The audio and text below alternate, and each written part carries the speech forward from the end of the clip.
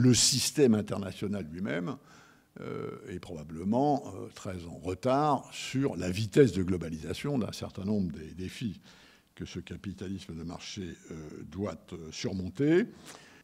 On sait bien que le FMI n'a pas été très bon sur la crise financière. On sait bien que l'OMC n'a pas été très bonne pour ce qui est de la conclusion du cycle Doha. On sait très bien que l'Organisation internationale du travail, ça patine, que la Cour criminelle internationale, d'ailleurs, n'a été ratifiée ni par les États-Unis, ni par la Russie, ni par la Chine. Ça fait quand même du monde. On sait très bien qu'en matière de lutte contre le terrorisme, on n'a pas encore les dispositifs internationaux nécessaires.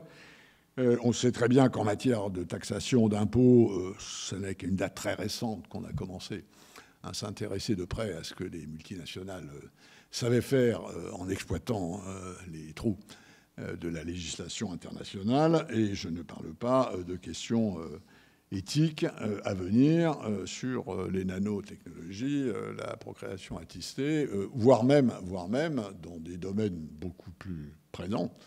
Et on en a pas mal de traces dans des débats internationaux aujourd'hui, tout ce qui tourne autour du big data, de la digitalisation, et notamment de l'accès, de la sécurité, de la protection, et de tout ce qui concerne la sécurité des données privées, qui est un sujet qui divise dans le monde aujourd'hui, et notamment les Européens et les Américains.